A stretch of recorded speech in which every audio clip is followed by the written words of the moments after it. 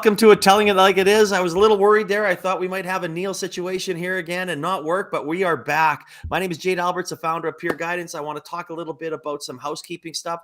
We have the ALBERTA Technology Symposium coming up here April 26th and 27th in Calgary. Tickets are on sale now. Get them. They're the early bird price, so jump on them as soon as you can.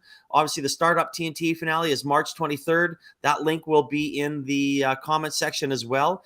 And we are hosting a mental wellness discussion for resilient entrepreneurs on Monday. I know it's Family Day. We just realized that this week, but we got about 12 people signed up right now. We're going to 15 is our number we're looking for. And again, really focusing on that mental health journey, being an entrepreneur. You've got Peer Guidance and Sarah and Kira from Collectively Tangled, which are registered psychologists that will be there to help and answer any questions. So furthermore, I am really excited about this this month of Cox. We've had a really good talking about the YYC queer community. We had Sean, Nabil and Aaron on last week, and now we have Sean from Included by Design. How are you today? Good. Thanks for having me on. I'm excited to do this. Oh, I've been overly excited to do this. It's I love what you guys are doing. Both your companies, but especially yours as well. Like, it's making that accessibility is so important, and obviously you can, maybe, I love hearing these stories, and tell us a little bit about your story and why you've got, why you wanted to found Included by Design.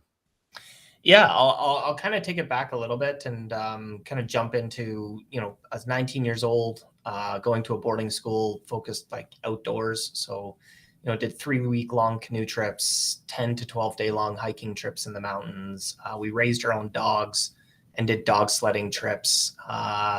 And May long weekend came. I went camping with a couple buddies and ran into the lake that we were camping on, and just kind of did a little dive in and incidentally hit a sandbank that I couldn't see and in front of me. And the rest is history, as they say. I broke my neck and spent a year after that in the hospital recovering. I was trached for 3 months. And that just means I was on a breathing apparatus because I didn't have the neurological function to breathe on my own.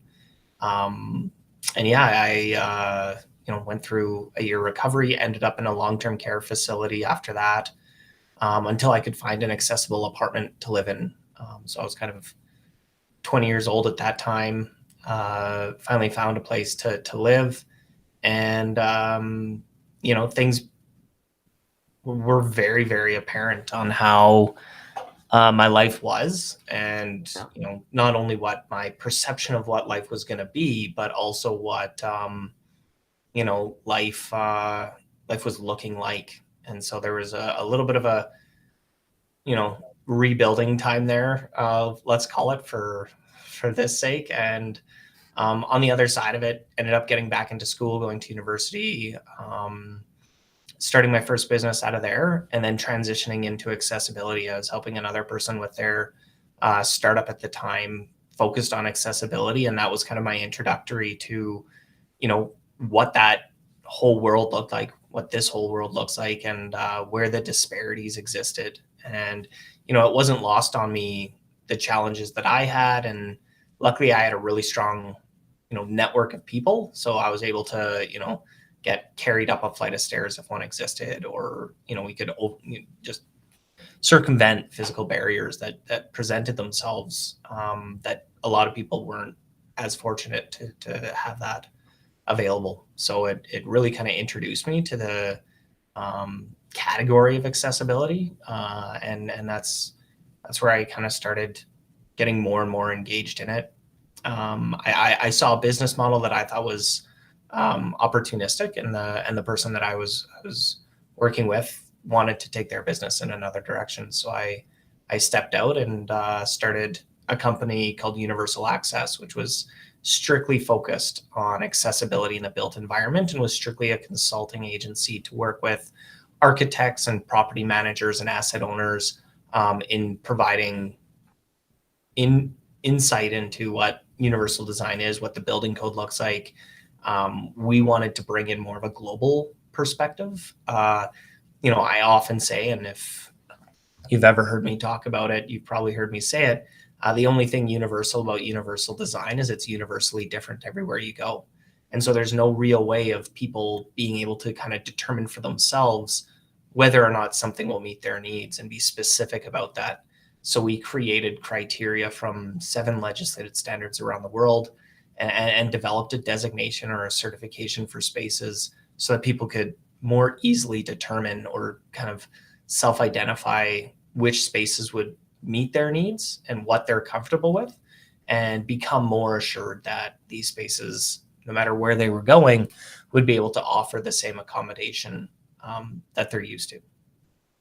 So on these, I mean, obviously, you've turned something tragic into something impressive. So kudos to you. And obviously, as I've gotten to know you, you're an impressive human being, and I really look up to you and what you've accomplished and what you're doing right now to help others. So, I can't say enough about that.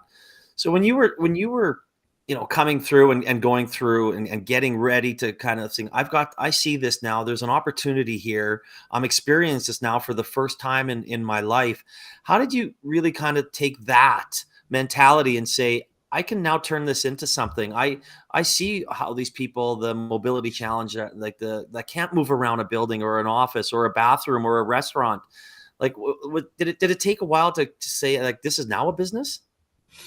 Yeah, again, it was something that I was conscious of before even turning it into a business. It was something that affected me, but it was when I was living at the care home, there were other people obviously living there with disabilities, and they weren't going out. They, were rather isolated. Starting to transition into, volunteering and working with this other company, I started realizing how prevalent that became. And not just for people with mobility challenges, but all people kind of living with disabilities. And I'm somebody that likes to know a lot about things that I'm getting myself involved in. So as I did more and more research and went down, one rabbit hole after the next, and kind of immersed myself into it, I realized how, challenging it really was for this massive demographic of people in our community and in the world, that's still, living isolated, still isn't meeting, anywhere near the same numbers of hiring or unemployment percentages, or, that wage gap conversation. And that's really where it started becoming more and more like, aha, there's something here. People are, on one side saying that they're not sure how they're going to close the gap on, the retirees and the baby boomer bracket and fill those spaces and that talent with upcoming professionals. Yet we've got, a population base who's, highly educated or well-educated, well-informed, creative, talk about thinking outside of the box. I mean, you have to do that just to get out of bed. And so we really started building off of that. And again, working on accessibility. And as a consultant, the challenge was, of course, we were only able to work with companies that would then either be able to afford us or afford, a large scale project like that. And the impact really wasn't meeting what I initially had set out to do. So that's where we started looking more into that disability inclusion aspect, and looking at what like technology could bring to the table to help rectify and build something that could scale and really solve the problem kind of head on. No, and we have a little comment there from, they say hi, cerebral palsy says hi. On, I guess on that, how, let's talk about, exactly what Included by Design is doing. Because you do have a consulting side, and you're obviously turning this into a tech company that can really, really scale and help. So let's talk about, something basic. Walk us through what you would do if you're going to walk into one of your clients, like the Marriott, for instance, that you work with. Tell us how that process works, and who you're talking to, and some of the conversations you have with them. Yeah, so there's different like size projects. What we're doing is we're trying to interject technology to meet the needs of smaller projects, or like tenant-based businesses that have tighter margins, that often can't really get into a large scale project. Working with larger projects, like a large hotel or like the museum or like an event space. If we're working with a building that already exists, we would go in and do an initial assessment. You'd get a baseline of what elements exist and which ones don't. From there, what we're able to do is compare and contrast that against the standards that we have available to us, our certification criteria, and then also look at it from kind of a localized perspective. Like, what do the local building code look like, and what is it going to look like in the next 5 to 10 years, knowing that we have a federal legislation coming into place, and provide a roadmap, if you will, or a design plan for that client, saying, here's kind of some low-hanging fruit. Here's things you can do that aren't going to be, capital intensive, that are going to be able to, provide new accessibility or value to prospective clients. And then here's, some things that you're going to have to work into further and future budgetary cycles. And also what you're going to have to keep in mind for when you do like major renovations to washrooms and things like that.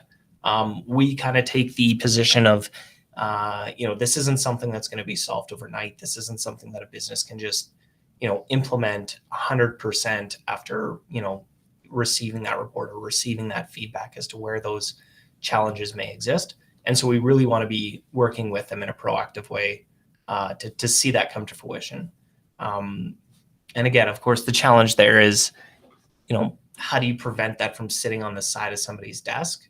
It's really exciting when you first kind of get engaged with it. You do a few things, a year goes by, and maybe it's not as kind of front and center in your mind when you're looking at stuff. And that's really where we thought the technology would come in and start supplementing. So we'd be able to work with smaller businesses because we could automate a lot of our assessment process on things like restaurants and things that have similar footprints, similar layouts, similar components to them, and do it at a much lower price point, create a platform that can help them connect to a market that's looking for places in their community to participate in, as well as then create a dashboard for them so they can follow their own progress. We can create annual reports for them to say, here's where we were when we first started engaging.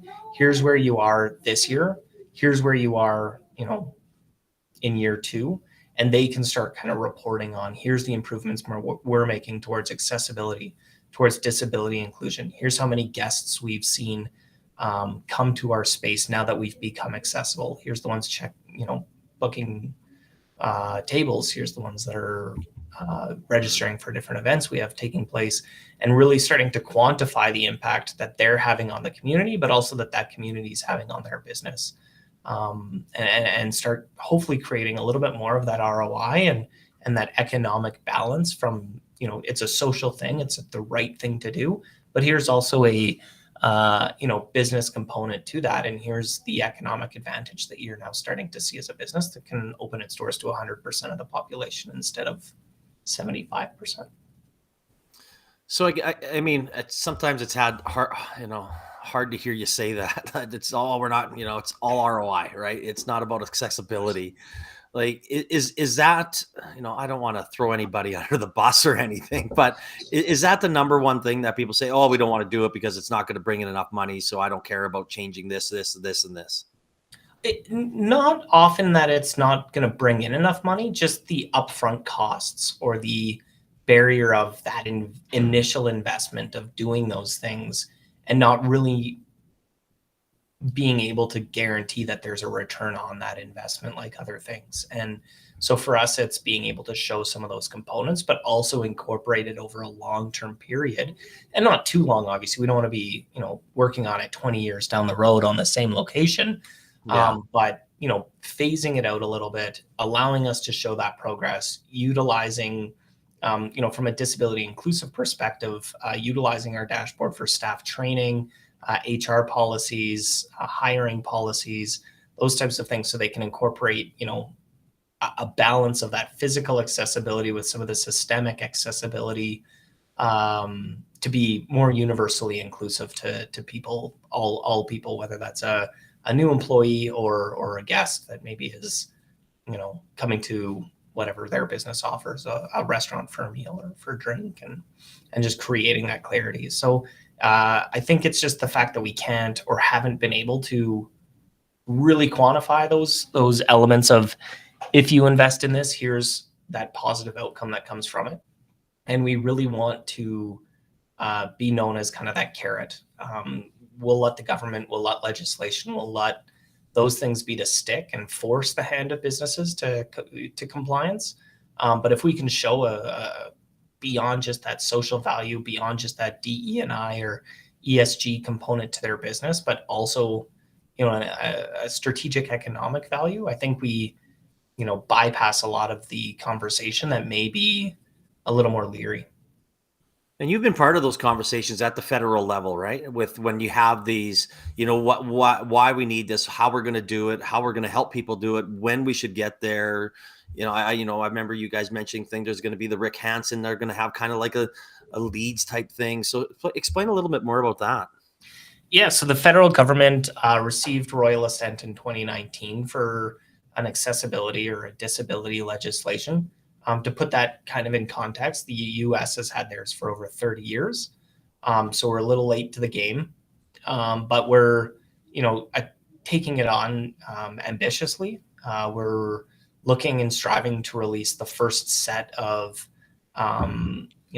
legislated standards and policy in 2024, which will have some compliance. There's only 2 provinces remaining that have yet to pursue or implement a provincial legislation. So Alberta being one of those last 2. So we're proactively working on that to see if we can get that onto the candidates' campaigns this year. As this election's coming up, we really want to see candidates speak to that. It falls into red tape reduction. It falls into economic advantage. So I think there's a lot of things that can play on a nonpartisan basis to any party. But that's kind of where we're at from that legislative side. Rick Hansen does have a accessibility certification utilizing what's the CSA standard that was built out about 7 years ago, I think. Yeah.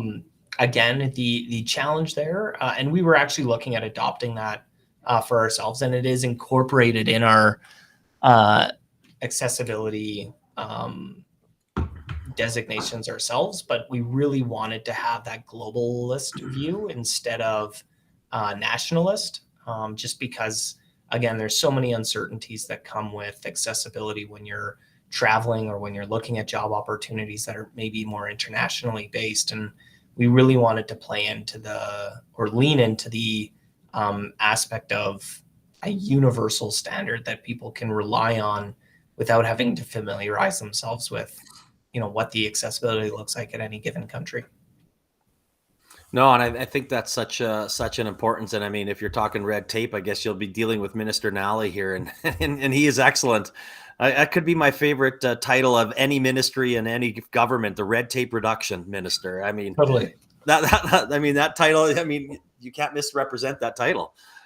Well, and right now, like if there are any, human rights concerns pertaining to people with disabilities, and there's a number of them, the challenge is, of course, is you then have to file that on an ad hoc or on a per case basis. Whereas if we were to incorporate a legislation, that actually then becomes a little bit more regulated and standardized. So, we see it as something that's completely unacceptable to refuse service to anybody based on, whatever characteristic that individual may identify with.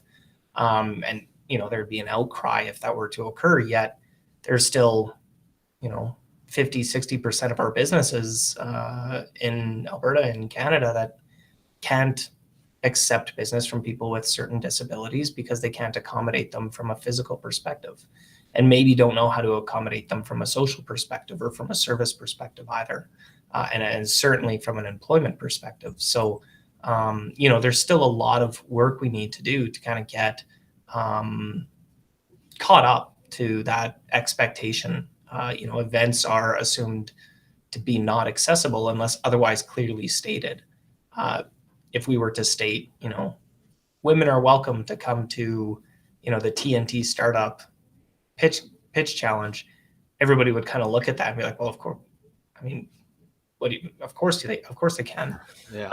However, we still need to state that for people with disabilities. And I think we need to start working on that shift where it's assumed that it is unless stated otherwise. And that's kind of where we're trying to lead the way. No, and using TNT as an example, I mean, we were at Briggs forever and we're like, Right. until literally, and again, it's, I mean, maybe this is the mentality, right? We never thought of it, kind of out of sight, out of mind, until Colton, whose partner is she's in a wheelchair, and she's like, oh, she wanted to come and she can't get in. So, and then obviously, as we've gotten to know yourself and Nabil, and we're just like, oh, this is unacceptable. So we moved it, right, to a place where everybody can, where everybody can come. I mean, it's not that we were wanting, it was just that we just didn't think about it. So I'm sure that's probably a lot of society out there. It's just they don't think about it. No, you don't know what you don't know. And again, it may be more prevalent if the disability population was more vocal.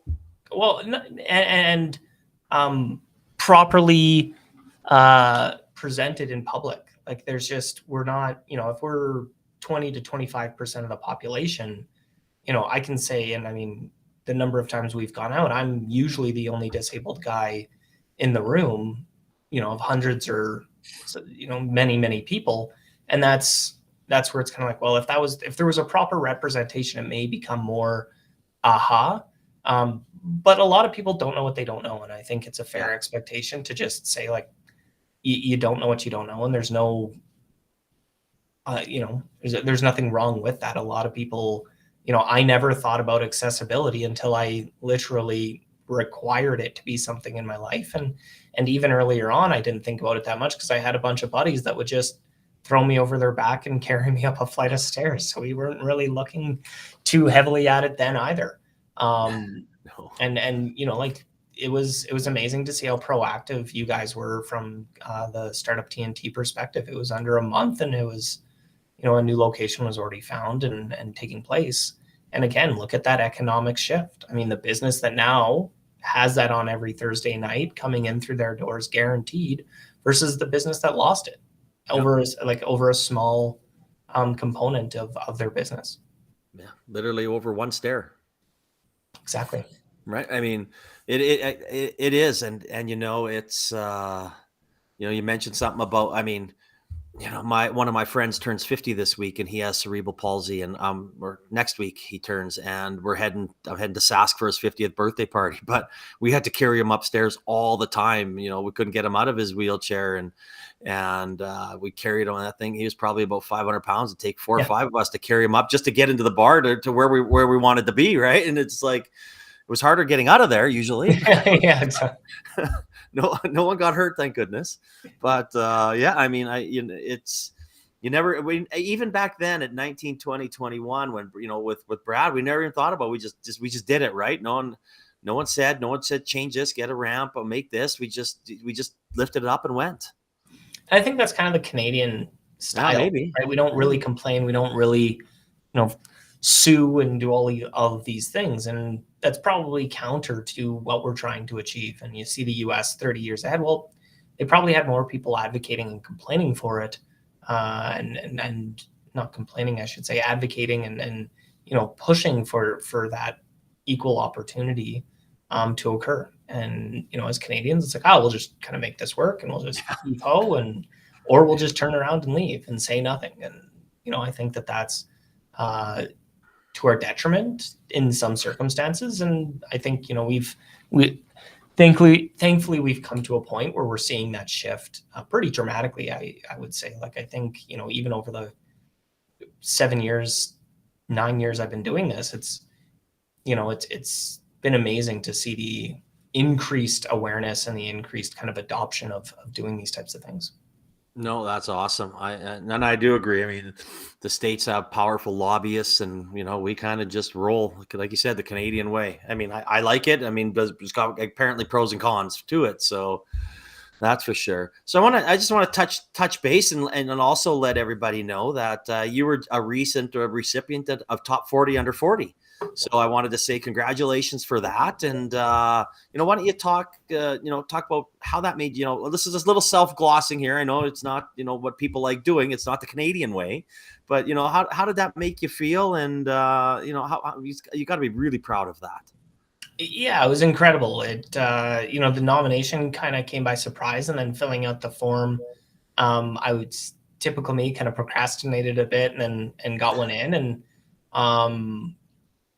to be a recipient and receive that was amazing. It gave a bigger platform. I think it gave some credibility to the work we're doing, and allowed us to really start, leaning into expanding what we were trying to achieve. And the timing was almost perfect. We're, going into a raises, and we're trying to kind of get to that next level of impact and growth. And, it having that kind of in the appendix, or having that kind of under, the founder's stats, it certainly helps. And again, it just brings another level of credibility to it. No, absolutely. And congratulations on that. And if anybody wants to learn more about Included by Design, just click in the comment section. The website is there. You'll be able to find out more about Sean and what they're doing. So speaking about what you're doing, what's next for, lay out a little short-term, long-term goals for, IBD. Yeah. So, last year we were able to launch and test our first product. And then we were able to kind of go back to the clients that we brought on, as well as put it in front of other people and start validating what worked, what didn't, and what needed to be included to be a little bit more of a market fit, especially looking at the industry of kind of that hospitality industry, restaurants and hotels that we want to kind of lean into and saturate. So from here now, it's kind of getting those iterations incorporated in, as well as building a little bit of a team to grow our platform beyond just like Calgary and localized testing into a province and then a national expansion. Again, because Canada's still figuring out the legislation, still really trying to navigate, what accessibility looks like. It's a great sandbox for us to really incorporate everything needed and get the bugs and everything ironed out before looking at scaling kind of into more international countries, US and beyond, that have had those legislations, that have a little bit more of that foundation built out. So we really want to make sure that we've got things right from an assessment perspective, digitizing it. We want to incorporate some artificial intelligence into the dashboard so that there can be a digitized recommendation process. So as you're checking things off your list and qualifying, different training and accessibility and pieces are being done, we can, provide feedback and recommendations based off of the inputs that are coming into it instead of having to manually do that. No, that's exciting. I mean, I'm excited to watch where you guys are going, what you're going to do, and how you're going to get there. It's an exciting time for your company. Yeah, exciting sometimes, scary others, but it's definitely it's what I got. It's what I signed up for. So it's been a great process, meeting great people like yourself and others who are supporters and really helping me kind of take that next step has been absolutely fundamental. And actually seeing the success come from it, there were a lot of mistakes early on. So having that, the network and the Calgary environment and this tech kind of ecosystem kind of formulating here, it's been amazing to now interject myself into it and take advantage of it. Oh no, it's and I'm sure there's going to be more mistakes moving forward, but that's okay. You got people around. We've got a collaborative. There's lots of help here. I saw you sitting down with Derek Payne the other day. He is awesome. He's a legend. I have the utmost respect for him and all the stuff, all the great things that platform does. So there's such a great community here for us. Yeah, he's been amazing. He's provided a ton of insight and his network is crazy. Like it's just, I feel like he knows everybody. But it's platforms really helped kind of spur a lot of that stuff. And, there's groups like yourself, Innovate Calgary, Thin Air Labs, all these people that are really starting to build some momentum and cultivate a ecosystem where there's a lot of potential and opportunity. No, absolutely. Absolutely. Totally agree. I mean, and everybody works well together, which puts a smile on my face every day when we get up, right? So I'm always sad when these conversations are coming to an end, but I've asked this almost 255 times, and I love everybody's answers, and I just think it's always important to hear it from entrepreneurs. So, Sean, if you had one piece of advice for a startup or entrepreneur, what would that be?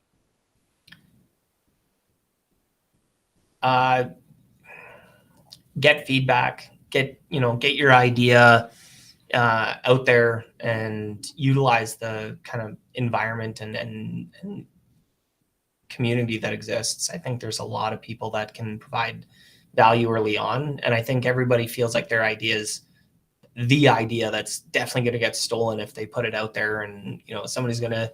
I think it's more about just getting it out there, validating, understanding kind of what it looks like before you start sinking a ton of cash into it, and then finding out later on that you should have done X, Y, and Z differently earlier.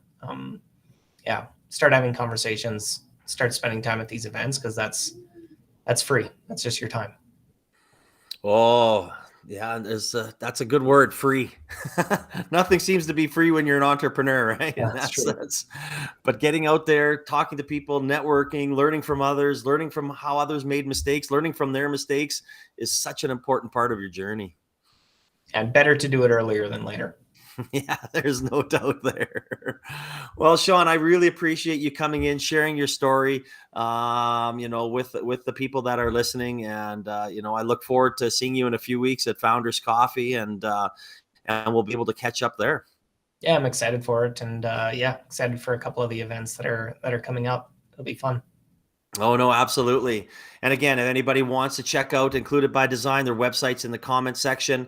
Tickets for the Alberta Technology Symposium, April 26th and 27th, Startup TNT, March 3rd, and also for the mental wellness event on Monday. Just click on the comment section. You'll find everything there. I hope everybody has a great day. It looks like it's going to be a nice one out there. And I know I'll be at Platform at lunch to talk about the unveiling of our latest survey results. So maybe we'll see some of you out there today. Again, Sean, thanks a lot.